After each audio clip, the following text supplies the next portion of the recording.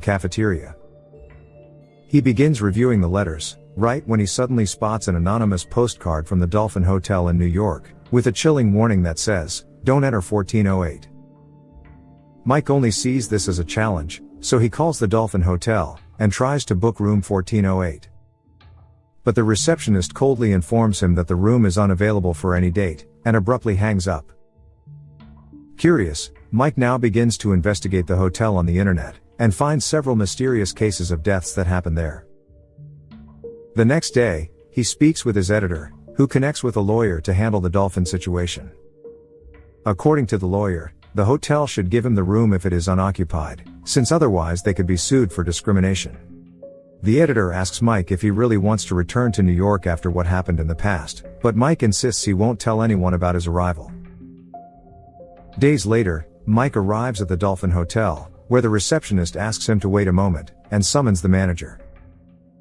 Moments later, the manager, Gerald, arrives, and offers Mike an upgrade to a suite in the penthouse in exchange for not staying in room 1408. Mike obviously refuses, so Gerald invites him to his office for a private conversation. And then, when they get there, Gerald offers him a vintage bottle of liquor worth $800 as a bribe, but Mike once again refuses to change his mind. Gerald then reveals that no one in that room has survived more than an hour, but Mike dismisses it all as nonsense, and says his story will only provide free promotion for the hotel. Next, Gerald begins talking about several tragic deaths in the hotel, in which people took their own lives, but he adds that there have been 22 natural deaths that were never reported by the newspapers. It turns out there is a total of 56 deaths that happened at the hotel, and Gerald gives Mike a file containing all these horrifying details, and even offers him access to his office. He says Mike can write about whatever he wants, except that he must not check into that room. Mike accepts the expensive alcohol, but after that, he still insists on staying in that room, because he believes there's no such thing as ghosts, or even God. Realizing there's no changing his mind, Gerald finally gives him the keys to 1408, and reveals that it's not the ghosts in the room that are the problem, but the room itself is evil. They get in the elevator to reach the 13th floor, and Mike comments that the room must be filthy.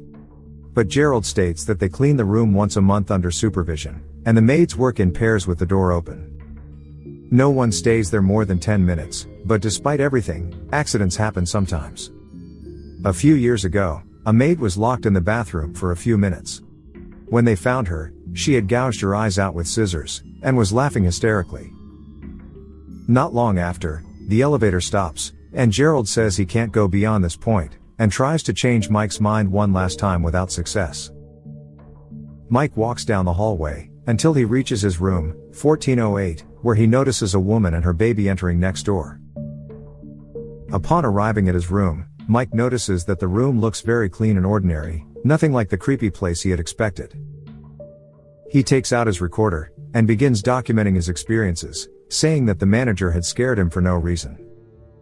While exploring the room, Mike finds a Bible, after which he goes to the bathroom, and uses some toilet paper to clean himself. He glances out the window, where he hears the loud traffic noises.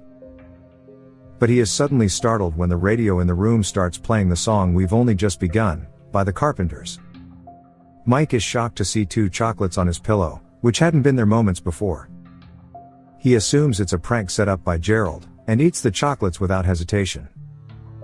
When he returns to the bathroom, he is stunned to see the toilet paper perfectly folded, even though he had torn some off earlier. Mike turns off the radio, and checks the wardrobe, and the surrounding to see if someone is hiding to prank him, but finds no one.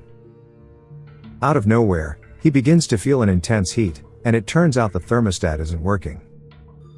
He then calls the front desk, where the receptionist immediately asks if he is ready to check out. Mike says no, and tells her about the damaged thermostat, so the receptionist promises to send someone to check. While waiting, Mike uses an ultraviolet light to reveal traces of blood, and stains left by previous victims. Moments later, the technician finally arrives, but as expected, he refuses to step inside since he's terrified of the room. He gives instructions from the doorway, to which Mike obliges, and finally manages to fix the thermostat. Following this, Mike decides to have a drink. But then all of a sudden,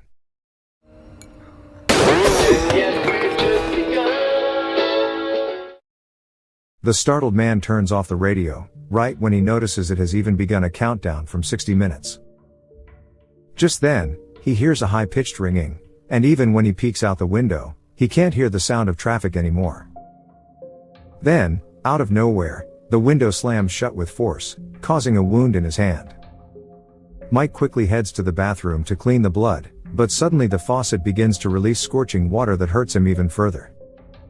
Mike tries to turn off the faucet with a towel, but it fails, so he kicks the sink, which finally stops the flow.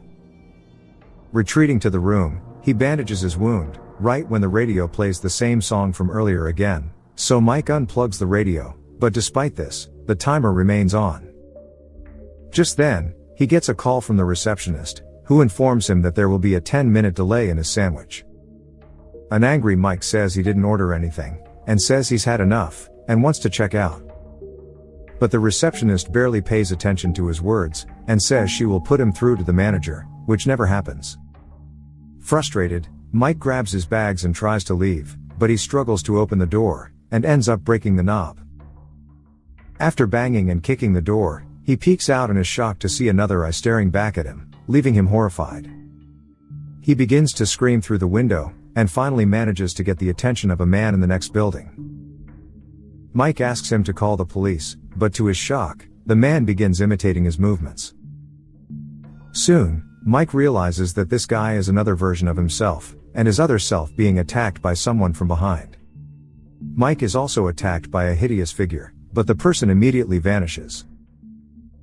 Up next, a frustrated Mike throws a lamp into the street to get someone's attention, but he is shocked to see the object disappears midair. Later, things take an even darker turn when he suddenly hears the chilling voice of a little girl saying, "Daddy, where are you?" Mike continues recording, and theorizes that he was drugged by the liquor, or chocolate, and all of this is nothing more than a hallucination. But the nightmare grows even stranger when the TV in the room suddenly flickers to life, playing Mike's own video with his wife and daughter, which makes him very emotional.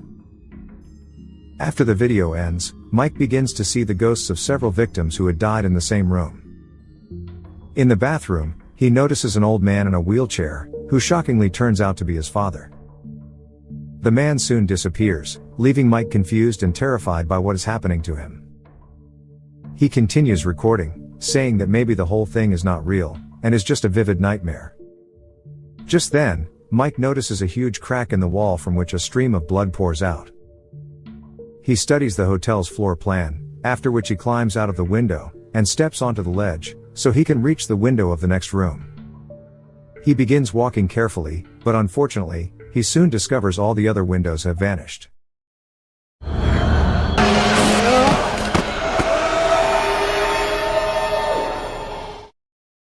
He decides to return to his room, when out of nowhere, a woman lunges at him. Fortunately, this woman turns out to be another ghost, who throws herself into the void, allowing our protagonist to return just before the window slams shut. Next, Mike notices that the floor plan has changed, and it shows only room 1408 at the very center of the building. Brick walls suddenly appear in front of the door, and the window, and the air grows sharply colder, which triggers a painful memory. Mike recalls the moment he was with his wife, Lily, in the hospital, because their daughter, Katie, had become seriously ill.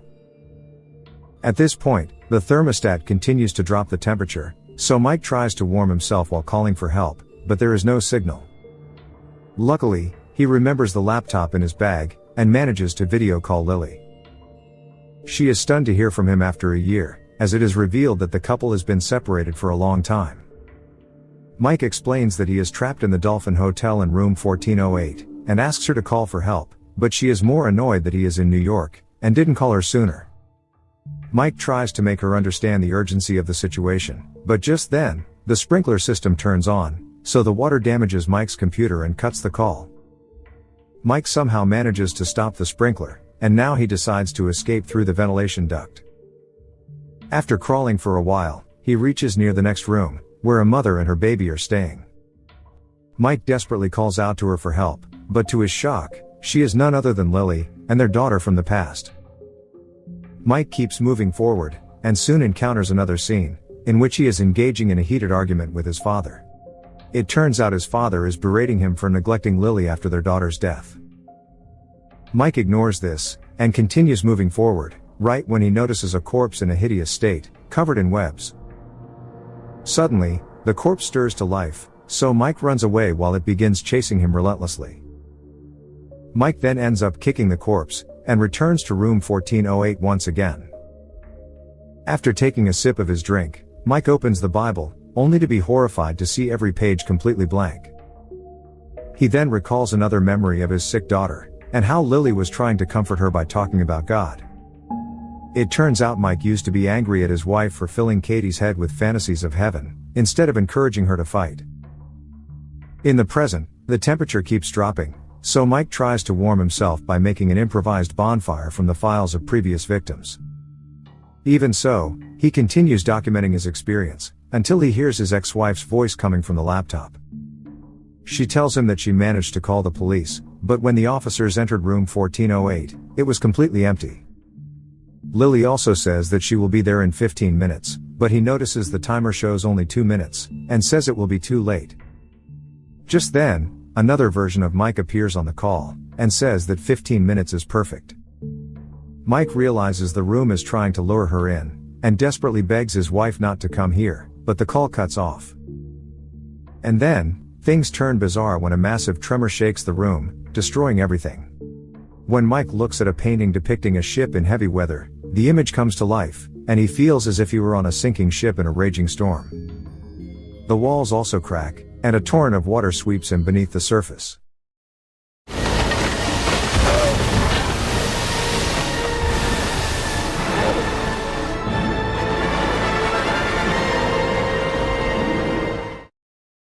Seconds later, Mike finds himself on the same beach, where he had his surfboard accident in an earlier scene, where a man approaches him to help. Sometime later, he wakes up in a hospital, where Lily greets him, and tells him he had an accident. Mike tells her everything he experienced in room 1408, but she tells him that he never went to New York, so it was probably all a nightmare. Upon leaving the hospital, they go for dinner together, and Lily suggests that he write about this experience, and about Katie. He agrees, and asks her to stay with him, but she refuses, since he broke her heart in the past. The next day, Mike goes to collect his mail, but there is no letter from the Dolphin Hotel. He then researches the victims of 1408, but this time he learns that they died in different ways, and not because of the room. After this, Mike concludes it was probably just a nightmare, and he begins writing about his experience in the room. One day, he even goes to visit his estranged father in the nursing home, and tries to make amends with him. After finally completing his manuscript, Mike arrives at a post office to mail it to his editor, but an employee tells him they are closed, and Mike is shocked when he realizes it is the same man who worked at 1408 in his nightmare. He then notices other workers behind him, and they are also staff from the Dolphin Hotel. Suddenly, they begin violently tearing apart the place, until it begins revealing the interior of room 1408. Later, Mike finds himself amidst the ruins of the room, when suddenly his dead daughter appears before him, shivering and asking for help. Mike refuses to believe she is real, but she tells him she loves him, and they hug each other. But Katie soon passes away in his arms, leaving the poor man shattered. Moments later, the radio bursts to life with the same song, while Katie instantly turns to dust. Overcome with grief and rage,